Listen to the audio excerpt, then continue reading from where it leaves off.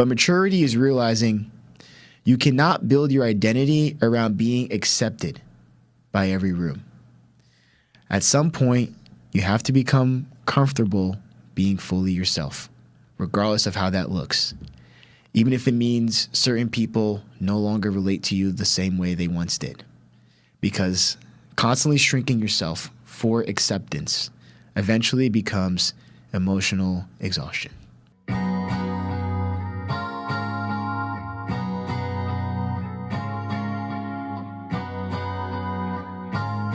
What it do, what it do? It's your boy Andre Spruell, and you are tuning in to Middle of the Fence podcast. Thank you so much for taking time out of your day. Whether you're listening, watching, or both, as I like to say, time is the most valuable thing on this earth because we can spend it but can't make it back. So as always, thank you for your time. Let's talk about something that a lot of people experience but don't always know how to explain. The feeling of never being fully accepted. Not fully accepted here, not fully accepted there. Always feeling like you have to adjust yourself depending on the room that you're in. And honestly, I think this affects way more people than we realize, right? Especially people who grew up between two different environments, different cultures, different expectations, different social groups, because eventually you become good at adapting. But adapting and belonging are not always the same thing. Because see, some people become socially fluent, aka your boy. They know how to act in different rooms. They know how to communicate with different types of people. They know how to switch certain parts of themselves on and off depending on the environment, which the term code switching ad nauseum has been used. But after doing that long enough, you sometimes start wondering, which version of me is actually me? So navigating different environments based off the expectations set by factors like language and slang and social expectations, that was the biggest thing growing up and wanting to feel accepted with the different environments that I constantly found myself in. Because in one environment, I'm speaking African American vernacular English, and then in another environment, I feel like I'm suppressing that because I didn't want to come off a certain way.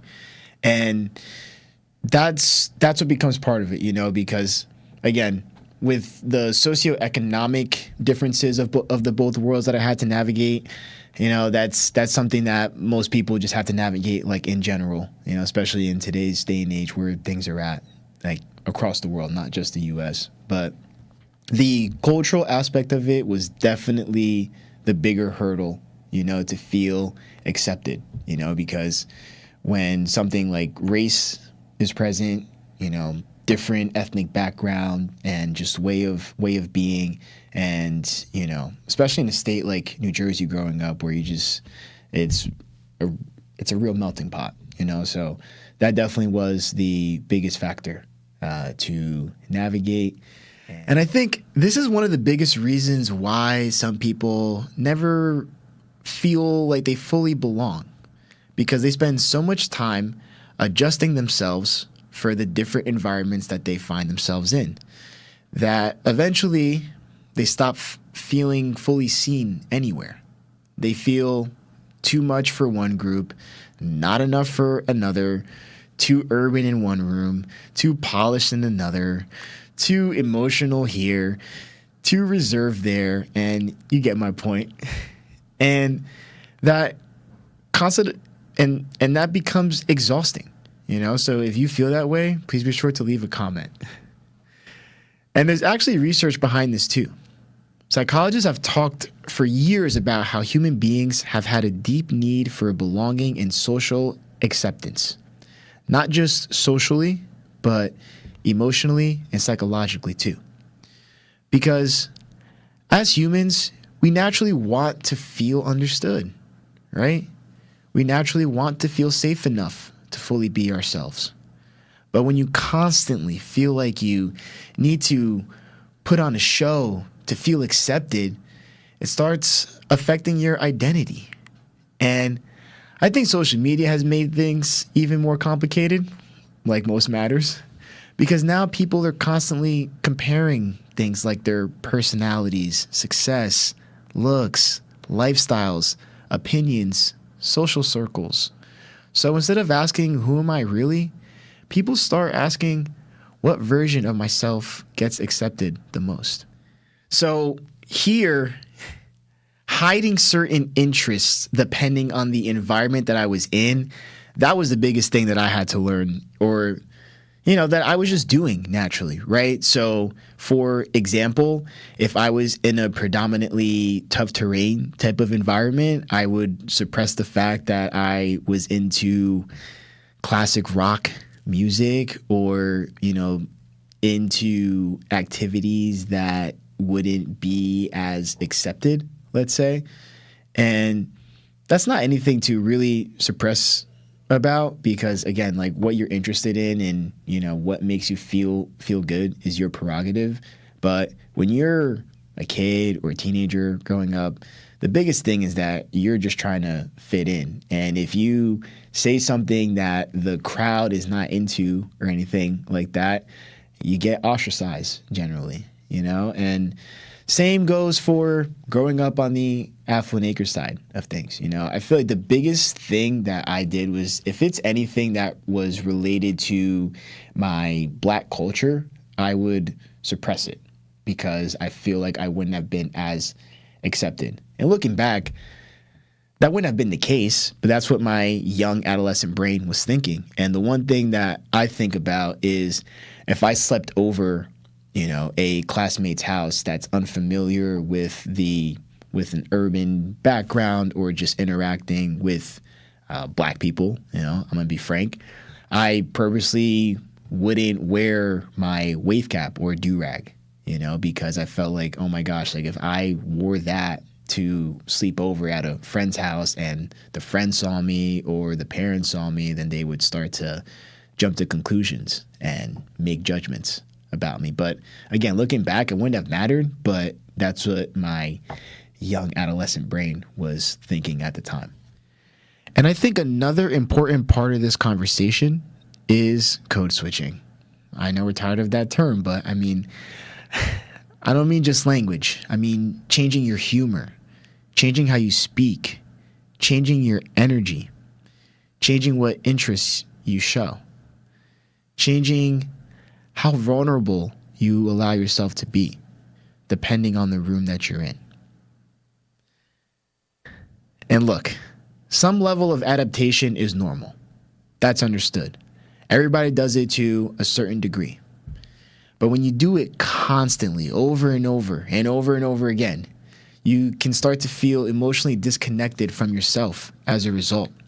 Because eventually you stop asking, what do I actually feel? And start asking, what version of me works best here? And honestly, I think this is one of the hidden struggles of growing up between two different worlds, and however that looked like for you personally. Because being able to fit in everywhere does not automatically mean you feel like you belong anywhere. Now, that was bars. Holy shit. So, growing up between two different worlds, for me personally, I always wanted to be relatable to everybody, regardless of how they grew up. Like, if I found an aspect of their story that I could latch onto to be relatable, that was my MO. But as I've experienced life more and continue to do so, I realized that being misunderstood with certain things is actually more of a superpower, and not being so misunderstood to the point where you're not like, people don't want to come up to you or anything like that, but more so from the sense of really delving into your authenticity. And that's a word that gets used a lot, but I just feel like, that with the authenticity portion, once you really become Once you have a real, true understanding of who you are and how you operate and how you want to show up in this world, you attract the people in your life that are meant to be there, the opportunities that present themselves, and you become more comfortable with being misunderstood. And no matter how relatable you try to be to people, we all have experienced life through a different lens, and we always got to be mindful of that. And the truth is, you are never going to be fully accepted by everybody. That's impossible. Some people will misunderstand you no matter how authentic you are. And some people will only understand certain versions of you, right? And so people will become uncomfortable the moment you stop performing to feel approved. But maturity is realizing you cannot build your identity around being accepted by every room. At some point, you have to become comfortable being fully yourself, regardless of how that looks. Even if it means certain people no longer relate to you the same way they once did. Because constantly shrinking yourself for acceptance eventually becomes emotional exhaustion. And the question that I pose for my audience for this episode today is, have you ever felt like you had to change parts of yourself depending on who you were around?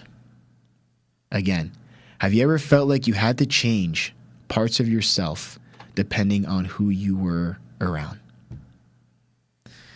Let me know in the comments. Shoot us a message at Middle of the Fence on Instagram, or just take some time to reflect on it. Thank you guys for tuning in to this episode. And if you related to this episode, please be sure to show some love, like, comment, subscribe, follow, however you're tuning in to us on Middle of the Fence. And as always, no matter what side of the fence you grew up on, we're all more alike than we think. My name is Andre Spruell. Catch you guys next time.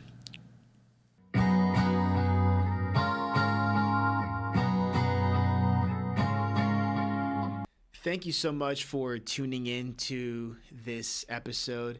And if you like this episode, please be sure to like, comment, and subscribe here on YouTube and hit the little notification bell so you could be the first to be notified when the latest episode drops. Also, be sure to check us out on your favorite podcast streaming platform as well, Spotify and Apple Podcasts. And again, no matter what side of the fence you grew up on, we're all more alike than we think.